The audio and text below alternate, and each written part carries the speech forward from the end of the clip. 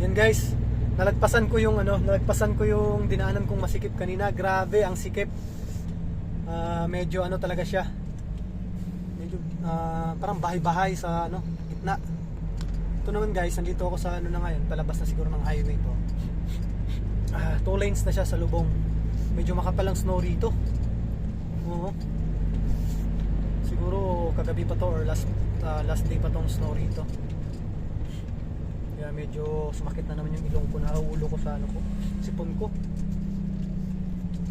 Guys, ganyan lang naman dito guys pag nag-snow itong Germany. Hindi katulad sa Poland or sa other parts ng Europe na talagang tatakpan yung kalsada.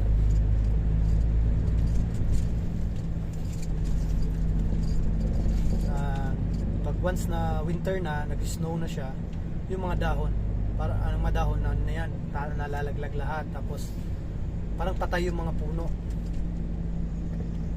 Ang gandang tingnan yan guys pagka yung autumn, yung taglagas na siya, malapit na siyang maglagas, kulay dilaw yan, ang gandang tingnan. Pero pag nag-winter na, ganito na siya, wala nang yan, wala nang dahon. Stress ako nina guys kasi ang navigation ko kasi hindi niya alam, basta turo lang ng turo yan kung saan yung mabilis. So sinundan ko siya, akala ko medyo maluwag yung kalsada ang pinapadaanan niya. Yun, nabulaga ako, ang sikip. At least kahit papano rito, medyo na siya, medyo maluwag-luwag na.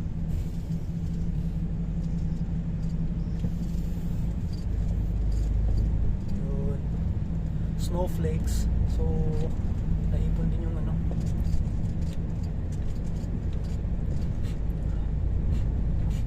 itong area na to guys, yung place na to, marami hong dito, baboy ramo, yung mga usa, mga wild animals, fox, marami ho dito. Ilang beses ko nang nakita, ilang beses ko nang natsyempuhan. Pero sa ngayon wala tayong natsyempuhan, pero malay natin mamaya. Marami po tumatawid. Ganyan ka healthy yung kalikasan nila. Marami pa ring mga wild animals kahit na bagong henerasyon na ngayon.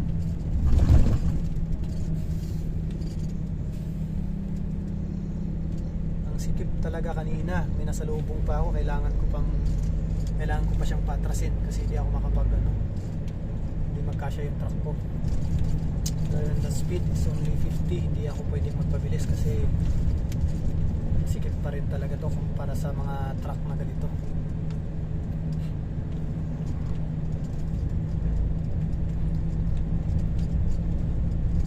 Malamig po, may nagtatanong kasi kung malamig ba. Malamig po talaga, para pong para mo yung, alam mo yung kamay mong ipinasok mo sa freezer, pagpasok mo ng kamay mo, sumasakit na siya.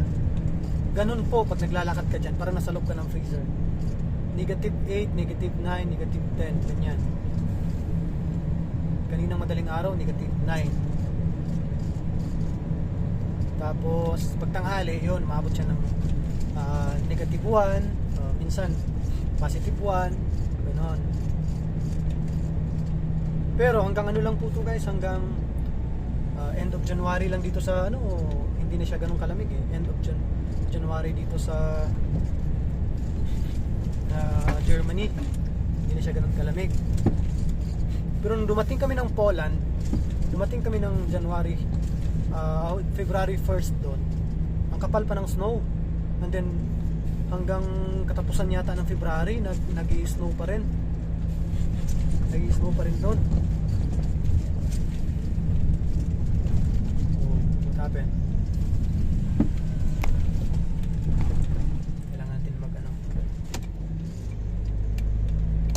Sila guys, napakabait nila. Giveaway sila kagad, diba? Alam nilang alanganin ka. Alam nilang ikaw yung naalanganin, no? Malayo pa lang, nag-signal na sila na mauna ka na. Diba?